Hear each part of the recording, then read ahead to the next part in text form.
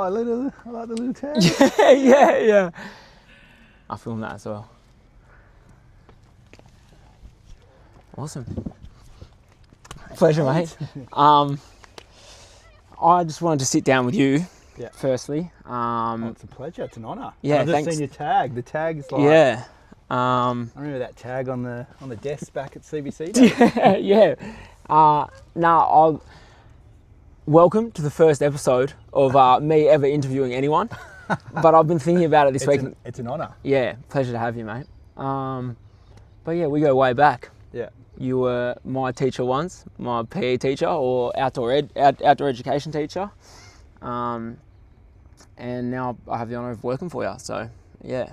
Well, that's part of the reason why I was so attracted to having you do something at the school was having a former student, because you always track your past students and you see where they go, and then 5-10 years go by and you have so much of you watch someone grow throughout their time at school and then you have nothing to do with them. Yeah. So just great to hear your story and how you've gone on to become a teacher and made I had a bit of success of yourself. I had a bit of growth to do there, mate. Leaving, so yeah. I also think in the same way you said you keep tabs, I also keep tabs, and also having a shout out to your sister Christina. We always trained together, and I'd heard that you were up in the Pilbara, so it was it was awesome. Firstly, when I was painting at the squash club, and I got a message from you. I think I've become a bit of a fanboy of your story. Hadn't gone into teaching, and then to hear that you were a principal and you were up here, it was cool to kind of get in touch and rekindle that. So it's great. We can be fans of each other. Yeah. But yeah, look, youngest principal, Siwa.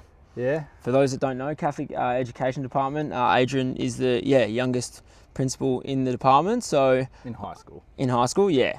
It's mate. I've hit 40 now, mate. So no longer a principal in my 30s. Well, I think it's because you look so young, mate. I still got to get those grey hairs going. So I'm waiting for some of them to make me look more like a principal. So.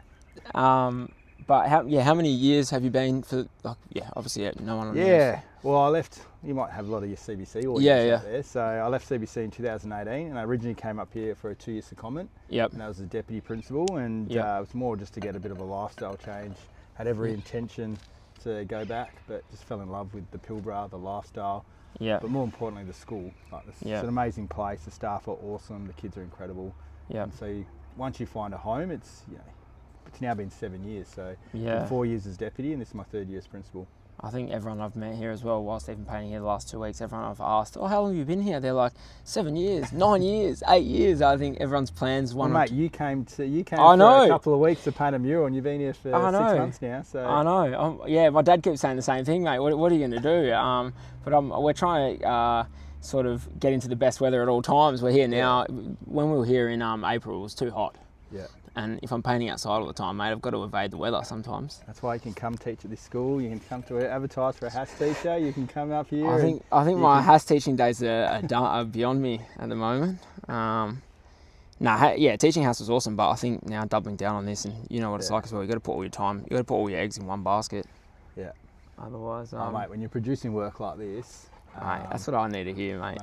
Tell the Look, it is incredible. I'm not sure the camera does it justice. Just how you've done a 3D job, and what was a pretty plain and ugly wall heading into toilets, you've basically made it into something magical and something that people will talk about when they come visit our school. Very easy clients to work for, mate. I'm not sure you would say that 2 weeks ago. No, for a man that's not too invested in art and have it, you had a lot to say about what was going where, but for the better. And I think that's the thing about it is once you put something on the wall, it's there for good. Yeah. So you have to, and obviously you have your vision, and then we have the vision of people from the school and the staff. But what I really liked, how calm you were every time we said, let's change this, let's add this thing. Yeah. I thought we were probably pestering you a bit, but you were patient. You kept giving us different designs. A lot of credit has to go to Deputy Principal Patrina Sladen, shout out Patrina, who's an art teacher at the school and also an artist herself. So having her say was trying to get all three of our visions was a tough thing for you. Yeah, I think that's been a bit of a learning curve too. Is now that I'm working as a mural artist full time, you're always working with different stakeholders. So obviously trying to bring everyone's vision to life, and it isn't just my own. I think that's been a big challenge too. Is to some degree, I provide a service. So I've got my art style and what I would love to produce, and I can always recommend. And I think as you develop your portfolio more so, then you can do that. Yeah. But you've also got to meet the client's needs, and that can, like you said, you've just got to always review and understand that at the end of the day, they're paying you, they want the top job, and you've got to work with them. I think when I was younger, that was almost maybe a limiting thing when you are younger, for myself anyways. I probably had a bit of an ego towards it and would be like, no, I'm not doing that. I'm not. I got my name on it. Yeah. But then and it does do full circle now that I am painting heaps. People are like, oh, just do what you want. But it does, like anything, take a while to get there. Yeah, but it's worth it. And the last thing we added was a turtle, and I reckon that's a shining light. Yeah, you know? But the thing is, when you're doing a mural like this, it's hard to try and get all assets or the facets of the school. Like you want to try and get the academic side of things with the sport, with also the nature. And when you try to put too much, then it's just too complicated for you. Yeah. But it's always a challenge. But I really like how we just focused on the nature side of things and blended the kids in the background amongst it. So, cause that's what the Pilbara's like. These kids are just invested in the community, but also just nature and camping and fishing, and it's all part of their lifestyle. Yeah, I can't believe how I can now, obviously being here and whatnot, how sports driven it is. Yeah. You'd love that. Yeah. But the footy team, like everyone, I feel like the establishments of all the clubs and whatnot are better than most other areas. Do you know what I mean? Like the money that's been invested into sports centres and whatnot. I feel like you got weather like this. Yeah. And you got weather that you can play sport all year round. You're not in the rain, and it's all about community and just brings people together. And you think of the people who want to live up here. Mate, you're selling me the dream. I'm just thinking in your head. We're gonna get us that. No. Well, the people who live up here, they want an outdoor lifestyle. Yeah. They want to be outdoors. They want to live that style. So obviously you attract a certain clientele. So then the community has to deliver for those people. I think that's the sort of big one. So are you saying you're not going to go back to CBC then, mate? Return of the King. You never say never, but you know, I think you don't have your heart in one place. Yeah, of course. And my heart's. You'd be torn otherwise. Yeah. If you're here to do, like, you can't be somewhere expecting to be. You'll never do your best work in that area. Yeah. CBC was a big part of my life. Like I grew as a man there. I came in as a graduate teacher. Spent how old were you when you started at CBC? 22. Yeah, so I was 23 when. Yeah, okay. Did a year in London, and I think you probably would have been year 8 when I started. So you know, you do that. You come in as a young teacher, and that was glory days, mate. Yeah, and different when you're a full-time teacher. You're so focused on your kids and your class, and obviously coaching footy and the cross country and that type of stuff. Yeah. But then you sort of grow and you mould and doing things like the right journey at CBC. I'm teaching the kids how to become men, but basically I was becoming a man during that same time. So we're all on a journey. Yeah. I think you're never learning. You're always growing, always maturing. So that was a big part of my life. But the 7 years I've been here has been a big growth in my life too. I came up here as a dad. Yeah. And that changes your perspective a little bit, and then you start. Your focus moves away from kids to work to staff as well, being in a leadership position, and so that sort of changes your mentality a little bit. But I love this place. So, yeah. I'm just thinking about where I kind of departed in teaching. A lot of it was like I moved into pastoral care and student services, and then the stresses of thinking of managing a team. Like there was my holler at the time was potentially saying, you know, I've got 1 year left, even though she was there for another 3 years. Absolute legend Liz Lou. But I just remember thinking of doing her job seemed very difficult, and I also think there would be a big difference as well. We had a high turnover of staff, being quite a rough school. I think even coming in here and seeing you in your staff room, straight away when we walked in there, it was such a warming feeling, and everyone got around each other, and everyone was like, "Oh, hi, who's this?" Whereas I think in certain schools, you like, you know, I think naturally we could take that for granted. Like I don't think it's like that everywhere. No. Because I have been in a lot of rougher schools, working and whatnot, just doing murals and that, and it's not to pump your tyres, mate, but it wasn't like that. Yeah. Well, that's a credit to our staff. Like it's just, and everyone says it. Like prac students come in, people come to visit the school, people work for our school for a couple of days, and they just feel like they're just connected. The staff are just very. They look after each other, and they want to know people's stories. Yeah. So when you come in and you say, "Who's this guy?" Then I say you're a former student, and they find out you're a teacher. They try to recruit you, and then they find out you're an artist. They want to see your work. So everyone wants to know someone's story. Yeah. And I think, and they'll look out for you. We got an English teacher starting next week. Yep. And we've got literally, I just spoke to him. He reckons he's already been hit up by 3 people, like trying to take him out in the boat and saying this place make him feel welcome. Yeah, I think that's just special, and I think staff do that just on their own back because everyone knows what it feels like to be new in a place. And you don't have your family and your support network either, so you've got to create that. So you've got to lean on the people around you a bit too, which probably fosters stronger friendships faster because definitely you got to get around everyone. We're each other's family here. Yeah. So, there's also And have you told the world that you'll become a dad soon? I know. That's what I was going to ask you, mate. That was part of my that was part of my pitch, mate. Is do you have any tips for me? You've got a boy and a girl, don't you? Yeah. So. What do you think's... you say my kids run a buck here. Do you want my advice? I need some tips for looking after a little boy. Yeah, I can see you've got your hands full, so I'm sure you can... Mate, just be yourself. Yeah. Even I'm just excited. looking at some of your videos, and one of the things I'm impressed about you always got strong values. Yeah. And just bringing that to your kids. And you got a strong work ethic. People will see your art, but what they don't see is that you've been here for 2 weeks, non-stop, day and night. With my pregnant, beautiful partner. Also working on the paintbrushes as well. It's good to get slave labour in. Yeah, cheap labour. Yeah, it's great. But yeah, so just the amount of work, like you rocked up here on a Sunday afternoon and then you spent all night with the projector drawing things up. No one's going to do it for me, mate. Yeah. So I think sometimes people see the talent, they wish they could do something, they don't realise the work that goes into it. Yeah. And you work incredibly hard, so that's why you see such great results. Thanks, mate. I've got big shoes to fill coming behind you, mate. So, but I do appreciate it. Yeah. It's honestly sometimes you just got to, if you really like, you just got to really want to do it. At the end of the day, if I was half-assed into it and I was sure that I wanted to do this, I'm happy I'll paint as many hours as I can. If it was a job I kind of didn't like, I wouldn't have been able to do this. And I think that's why I chose to go all in on this, because a number of jobs, I'm the sort of person that if I don't like doing something, I would just be like, no, I'm out. Yeah. With this, it's easy to do that number of hours, and I'm stoked. Like I've just finished a big day, and we're able to sit down. You're giving people a gift. This is something that people are going to talk about, and it's a bit of a legacy that you're leaving. So I think that's pretty awesome. And who knows, when your child's like 6, 7 years old, you might come up here for a camping trip, or driving up to Correia, you stop over and you say, "This is my work," and that's something your son can be proud of, or your daughter can be proud of. Yeah, so, we've already debated whether or not he'll be on the spray paint from a young age, and we've kind of said a hard no.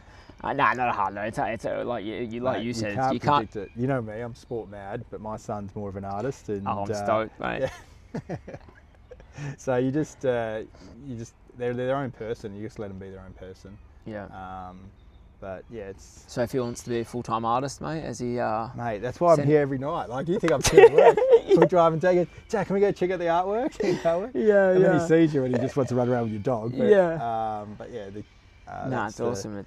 It's good to wherever their passions lie, you want them to, but you want them to be hardworking and you want to have good values. I think if they do that, they're going to be successful in life. 100%. And everything else will come. Drew does its natural course. So. And that's from who's around them. So I think that's also another reason why I wanted to talk to you. I think like a lot of males, particularly, don't have a lot of strong role models, especially the kids that follow me and a lot of my older students. They don't. That's why I got along so well in the school with a lot of the men, like the young men in there, and moved into pastoral care. I think a lot of the boys as well, and the people they kind of look up to might not have that figure that you give to your children, and what I hope to give to my son. But I think that's why. When I thought about asking you just to have a chat, it's like so someone can see that, you know what I mean? A lot of boys, they just don't have it. Hey, they don't have someone grilling them when they're doing the wrong thing, or they don't have someone persisting around their attributes or what they're doing or how they're doing it. And I think it's valuable to see someone like yourself leading from the front, and that they can look at that and strive for that. Sometimes you get mixed messages what it is to be a man, and every boy wants to be a man. So having good role models who are different, because like there's so many different types of men.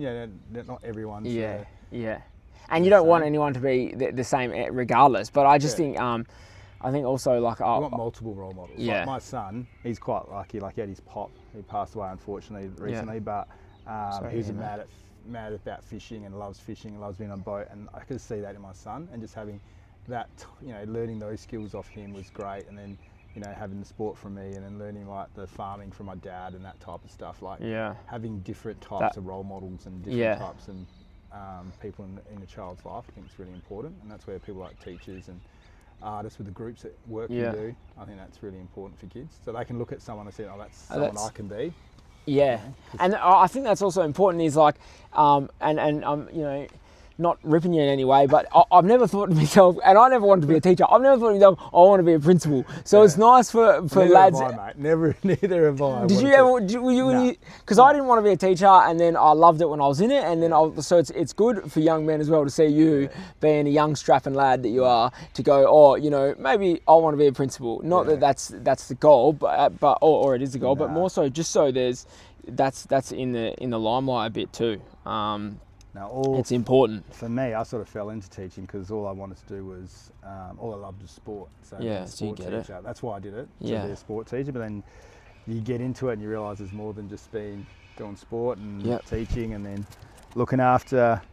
The biggest thing was going to London and working with like rough kids. So you would have found that in like working at those tough schools you worked at, but I've worked in some tough schools and just seeing these kids who just needed someone to believe in them, and that's what sort of took me into that pastoral care side of nature. That sort of planted that seed. And then working at CBC with the boys, and the boys who played footy and stuff that I worked with are always the ones who are in trouble as well. So then you sort of nature to try and look after them, and then you fall into leadership positions, and then I think that sort of it kind of grows. Yeah, so you move on from those positions, and then you do another position because you've been good at that, and then before you know it, you're a head of house, and you're an assistant deputy principal, and then you're a deputy principal. And how long were you just teaching before you moved into pastoral care? CBC. Like roughly, about 3-4 years. Yeah, and then I was lucky to get some positions, and I was really lucky at CBC to have people who believed in me and saw things in me that I probably didn't see in myself. Hey mate, you did the same for me, mate, and I bloody needed it at one point. So you move into these positions and you put your hand up, and then I think I've sort of been in the right place, the right time a lot of the time. So I wasn't. Yeah, but it's hard work as well. It's you can say like right place, right time, but mate, anyone can be in the right place, right time, and get an opportunity and absolutely cook it. So you still, you sort of fake it till you make it a little bit. You have that imposter syndrome, but. How did you go public speaking in your early days of teaching? I don't like reading in public. I'm just like good off the cuff. Okay. So I've always been good off the cuff and just talking. I'm the same. If I'm overthinking things, I get quite nervous. Like even at the start of this interview, I was feeling nervous because I've relaxed. I've seen you behind the camera. You're a big social media influencer. I know. Behind the camera but that's sometimes that can feel a bit forced. I also know that it's part of my job is put myself out there to create, opportunities. But well, that's probably the big thing for me. Like being a principal, you're the front, you're the face. You're always, can you do an interview here? I do this speech, do this place. But for me, I like being the person in the background, like doing stuff, and then you're always quieter at CBC. Other people getting the rewards. You're doing the hard work stuff. Other people getting the rewards, but it's part of anything. You grow into it, and you see this. But I don't really. I want to be in the background more. Like I don't want to just do things for ego and that type of things. You want you want other people to grow and that side of things. But I think. Sorry, I just having a thought. I think I thought that a lot of the time, like when always painting murals, everyone's always expecting me now a lot to talk about the mural afterwards, and sometimes I've got absolutely nothing to say, and it's not because I've also put everything into that painting, and then you'll be at the end of it, and someone wants you like, oh, can you tell us that?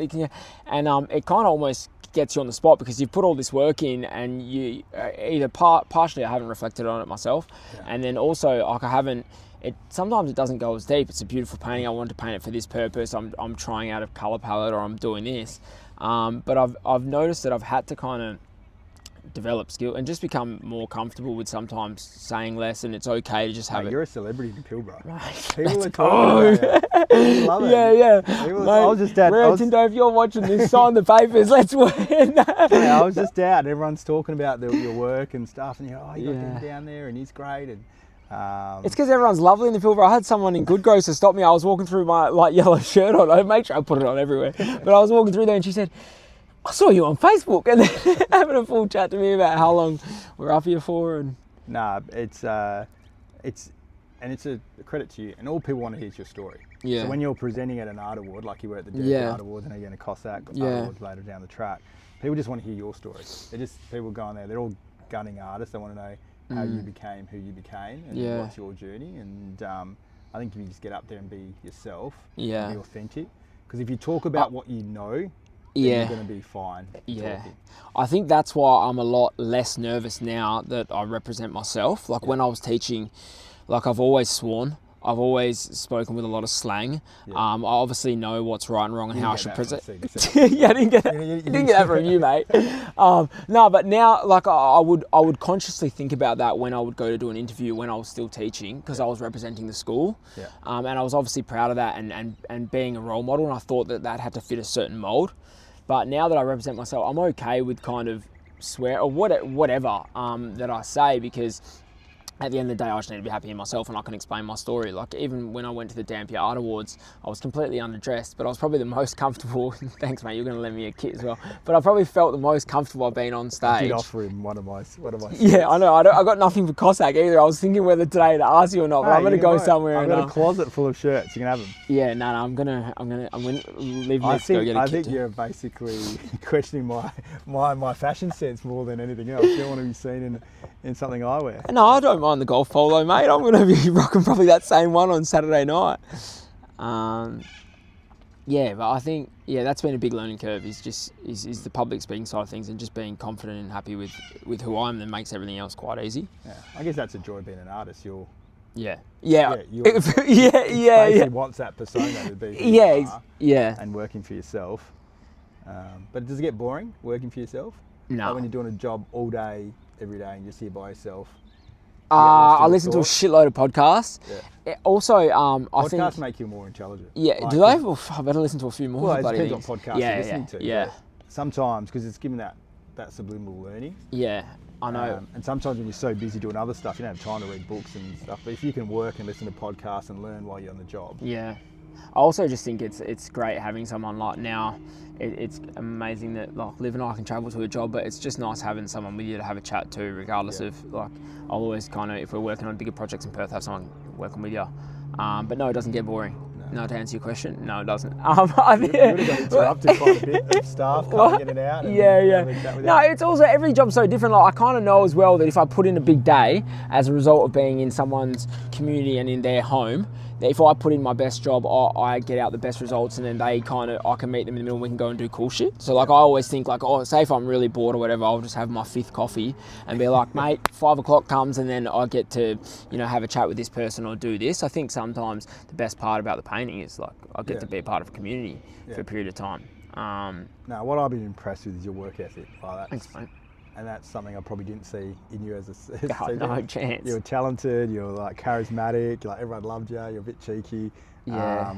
But just seeing how hard you work at your craft, and I guess that's why you produce the stuff you produce. Like. Yeah. Yeah, it's nice.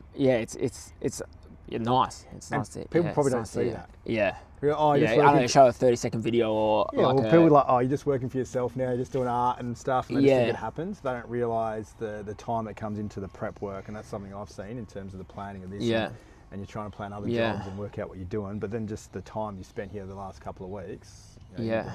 I hope my cousins are watching this, because a lot of the time they'll ask me to paint something for them. Yeah. And I'm like, and they're like, just get it done. Like, just need it next week. And I'm like, I'll just go home tonight after a 12-hour day, and I'll just pump out a painting for you. If you come get it on Saturday. But no, I appreciate that, mate. It's sick. It's awesome. I think that comes from my old man, to be honest. He's exactly the same. My brother's the same. You know what it's like. It comes from your family members around you that you look up to. And I think I've got this big issue with, like, I can't lay on the couch. My old man, like, living at home, didn't move out of home. I moved out of home very young, 25. But my old man, whenever I was laying on the couch, why are you on the couch? What are you doing? Get up, do something, go outside. So I think that just instills in you this idea of, you got to be doing shit. You got to be working. Otherwise, that's a lesson for your son coming up. Mate, he'll watch this one day, mate. We might still be here, mate. He'll get to come meet you as well, because we'll probably. He'll be going to St. Luke's. Question for you. Yeah. Public or private? Would you say? I know. I obviously know the answer, so I'm baiting you a bit. Liv and I talk about schools. Yeah. What's the primary school here? Is there St. Luke's Primary as well? There's St. Paul's Primary. Okay. There's we've got 8 primary schools in town. Okay. All really good primary schools. Yeah. All got like different things to offer. Yeah. But St. Paul's is the Catholic school in town. But we have feeded kids from all the other different primary schools. Yep. But I am biased, but I would definitely say a private. CBC. Yeah, private education. CBC. Yeah. Well, definitely, yeah. Definitely bring I just think that the more people put in, because good schools everywhere. There's good schools everywhere, and every school will. Their bread and butter is the academic side of things, and they'll do education and that side of things. And but I think the stuff that you do extra to make someone a better person, and that's that social justice side, and that's what's it. Yeah, I know, I agree, and that's what Liv and I debate the same thing around public and private. But I'm not. Schools are sometimes a bit of a secret. You know, people can have their reputations and stuff on school. You don't know what a school's like until you get within the school. So 100%. If I was you and you're choosing a school for your son or in the future, you'd go in and visit the school, meet the principal, meet the teachers, see what leadership's like. Because I think that's a big part of it. But just see what the teachers like. One of the good things about our school is we have, like, even being a rural school, people always ask me, how do you get teachers, how do you recruit teachers? Our teachers don't leave. Like last year we had no teachers leave. Like, it's incredible. It's incredible. Yeah, it's incredible. Perth schools are like, they're moving a minimum 10 a year. Like, you know what I mean? And there's some big schools outside the metro that are struggling to get physics teachers and top maths teachers. And I got teachers fighting over teaching those top subjects here. Because you never used to be able to get a PE role in the Perth metro. Now I reckon you get a PE role any day you look. Like, it's just not the retention wise. Everyone's kind of shifting and shuffling. Yeah. So I think that's the thing. If you've got stability in the school, stability in staff, and then you see the extra stuff the school does. And it depends on your kid too. Yeah. Like, look at what your kid loves doing, and it does. Is that school a good fit for them too? And I think that's a big part of it. Yeah, I think also I was watching you when I came to meet you for the first time, obviously in bloody years prior to you teaching me, but when I came down here first time and we were walking around, just seeing how the kids knew who you were. Yeah. Like, mate, the amount I've been into a few schools, I shouldn't say the amount, you know, it's always everything's exaggerated, but a few schools I've been into, mate, the kids don't have no clue who the principal is. And then I'll be painting a mural with the kids. Like, this wasn't the school I worked at, so throwing no shade on any one school. But yeah, a few schools I've worked in, and then someone will come up to us, have a chat and walk off, and the kids will be like, who's that? Who the fuck's that? And I'm like, who? And I'm like, that's your principal. And they're like, nah, we thought that one, like, we thought he's the principal. So I think that's amazing that you guys you were walking in, having a chat, stopping like, that's great. Yeah. Look, it's hard as a principal because you've got so many different jobs and there's so much stuff in there that sort of traps you in your office. But as much as I can get out and be with the kids, because they're what you're here for. You know, all this like compliance stuff and which you need to do. Yeah, of course. And tick those boxes, but the kids are what you're here for, and the kids need to know that you've got their best interests at heart. And if you do that, and I'm just a big kid at heart too. So I know. When I rocked up, you were out here kicking the footy. I was like, standard, isn't he the principal? Get him off there. I was trying to find you in the office. The lady's like, he's out in the oval. It's a bit harder because I'm not as good as I used to be. It seems to be beating up the kids, but now they just look like a bit of an old man hack. They can't believe I used to play sport and be a PE teacher now. So, I'm sure you'd be I know you'd say that. I'm sure you'd be flogging them out there, mate. I know the athleticism runs high. But yeah, just having a presence within the community, I think it's really important. Because if you're not doing that, why are you doing the job? Like, you got to. So you got to find that time, you know. Like, and I want my staff to be doing that too. So you got to role model that as well. So I want the staff to be involved and know what the kids doing, and just try and get out of your comfort zones and get with the kids. And they need to see it, don't they? If they see you doing it and then they think that you're the one setting the standard, then they're not going to walk by that and then not do the same. And it kind of shows in practice what you expect from them. I think that's. And I don't ever want to put myself higher than anyone else. Like, for me, we're all equal. Like, every staff member does their role, and you're all equal. And the same with the kids. Like, and if they feel that, then they're going to give so much more. And I think that's really important. Yeah, and the kids need to know that they can speak. I think that's it is very important that when you're having a chat with kids as well, a lot of the time I feel like the higher you get, the more you kind of box yourself off, and then it creates a further separation. And when a student chats to you, they shut down because they think you're. You know, whereas if you share a little bit about yourself and it creates that point of, being relatable. I don't want any kid to be scared of going to the principal's office. I was, mate. You were not. Don't lie. I was so scared. No. I was scared of Deputy, Mr. O'Neill. He was a legend. He got along with the whole family, and I love Mr. O'Neill. But he scared the absolute shit out of me. I remember I would go in there. He'd say, "What's behind your ear?" I'd have a side ratty behind my ear, and he'd say, "I know it's there." I'd be standing like this, and then but no, he scared the hell out of me. You have that little paper clip. Yeah, and then I remember one day I was at the canteen and Mr. Tester grabbed it out from behind my ear and dragged me to the office like that. I called my mum and they cut it off in the office. I wasn't going to go home. But all those moments I still appreciate. I think about all of those. I was thinking about them when I was teaching. I would think a lot as well about how when Mr. Burjo used to come to a classroom, he'd stop the class and he would actually shake a lot of kids' hands. And I used to think to myself when I was younger, why are you wasting my time for? But like as I got older and I appreciate it now, I see that he was actually setting that standard that when you meet someone and you greet someone, you look them in the eyes and that firm handshake actually counts. And I think about that as an adult now, because for a number of time you rock up to a party and you think you're the sickest one there and you're knuckling everyone. But now I really appreciate that Burjo would walk in, shake everyone's hand, and I try and now have that same, like you were talking about before, having that presence. And it's also carries weight. It's also showing the kids that they're an adult, they're a man. Like especially at an all boys school, doing that is such a big thing. So like just showing them that you show them the respect, because every boy wants to be a man. Yeah. Just showing them that respect, and then they go, oh, he actually respects me and sees the good. Yeah, in me. it's so important. Important. Because it's so easy just to walk past something. Yeah, it's easy to walk past something to deal with something. So, yeah. I tell that to the kids, the stuff you walk past is the stuff you accept. So if you see a bit of litter on the ground and you walk past it, you're accepting that. And that's the same with any behaviour or anything else. If you walk past it, that's what you're going to accept.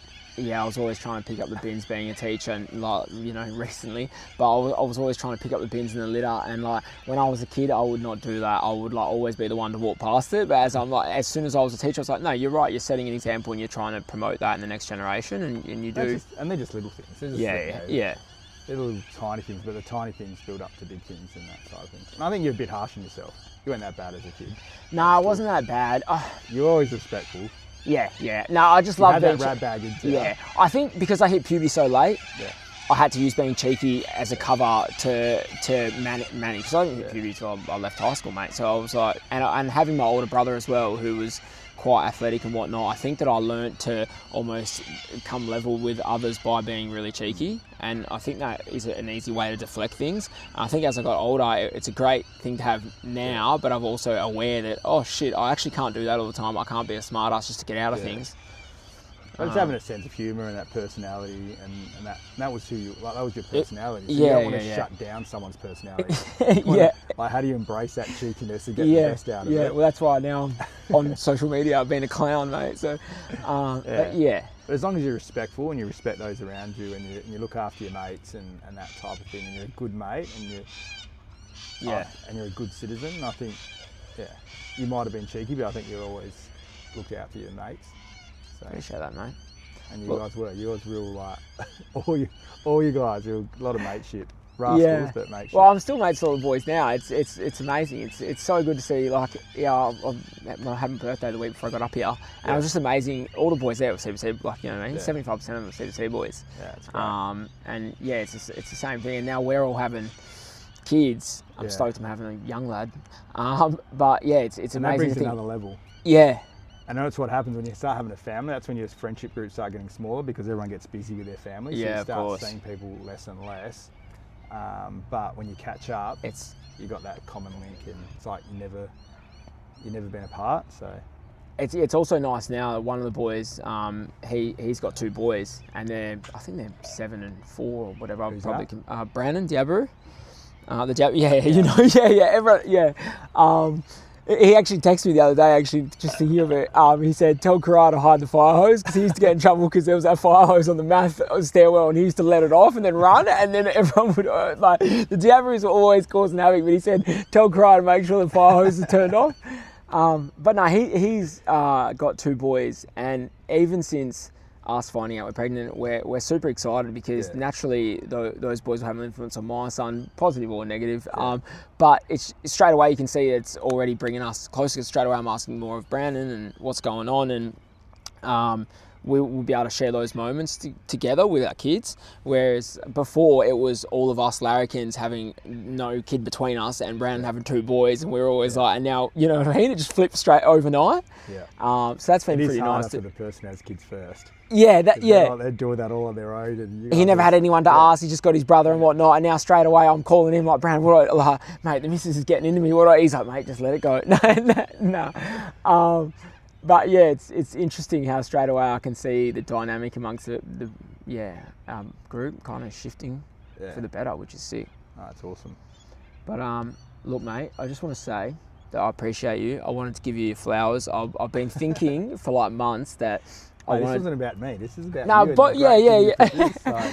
No, but I wanted to do. I've been wanting to just do interviews with people that I get to paint for, and you're very inspiring to me. And yeah, giving you flowers, mate. You're the youngest principal in secondary colleges for Siwa. I've always admired yourself and coming from CBC and just being a part of that community, and for you now years later inviting me back in, and actually you're the one that pushed for this and making this happen, so I really appreciate it, and I've got a lot of respect for you, mate. And mate, thank you, and thank you for this masterpiece that you've produced. I hope Petrina signs off on it, mate. And but no, it's she's gonna love it, and I think the staff are going to love it, and people are already starting to talk about it. Like staff are coming in and they've seen part of your work, and I think everyone's just excited to come and see the finished product. Yeah, it's sick. And a few students came in today and they were buzzing. Oh, were they? Yeah. Two of the students. One student's been riding his bike here every day, but he came down with another kid today on his handlebars. He was just like, wow. I was like, yes. That must bring you joy. Yeah, that's sick. That makes your work. Yeah. I know it's work, but to see people appreciate what you do. And even hearing you say stuff about, I haven't taught you for a long time, but to still have those memories, I think that brings. I think as a teacher, sometimes a lot of the stuff you do is intangible, and you plant seeds that you don't actually see the fruits of. Yeah. That's why it's so great to see my past students. I've been here for 7 years, to see past students come back into town when they go from uni, from St. Luke's, but then also connecting back with the CBC people. I just think it's awesome just to hear their stories and see what they're doing. Yeah. But for you to produce something like this and just have people come in and just appreciate your work, I think it must feel good. I think I put a lot of time into the kids when they come up and have those one-to-one conversations around, because it is a career path, and it can be, but there's a lot of work involved like anything. But I do try and say, what age are you? I started painting when I was 14, because there are those positive routes now where you can paint in whatever platform, but it's really nice that's where it pays dividends. Because you get people with negative connotations to it as well, like I'm an artist, or there's nothing else to pay. Yeah, you're a bludger, you're a dull bludger. You sit at home and do nothing. And you would have got a bit of that, when you're doing your art, I'm sure. Your mum and dad said, "Oh, that's not a career. Get yourself into a career pathway." I don't know that for a fact. Sorry. No. That wasn't the case. But I can assure, just seeing that, people want. And your brother's an engineer, right? Yeah. No. Works in business law, like contracts for real. Yeah. So. But they're all corporate. Yeah. So I'm. You know what I mean? But to see someone, so for instance, my young son, he's only 6 at the moment, doesn't know what he wants to do in the future, but to see someone who can make their passion their work, and see no matter what your passion is, you can make your work if you've got the skill and you work hard enough to make it something. I think that's important, and I guess you're a role model. So giving those kids time when they come in, they chat to you. That's when you win, and also again, like we were talking about before, just to show that I'm just a normal lad working really hard. That's why I'm so keen for you to come to these workshops as well next week with the kids, so the kids get to meet you, so they don't just see this work, we'll come here, this painting's done, just to get to meet you and get to see a bit about yourself. And happy days, mate. Maybe we call it there. No, thank you. We're losing our daylight. Pleasure, mate. Pleasure. Happy days. No worries, that was easy. First one down. Ooh, I was nervous at the start. No, you killed it. No, so did you, mate. No, it was awesome. I honestly thought you wanted to come here and just talk about the painting and say,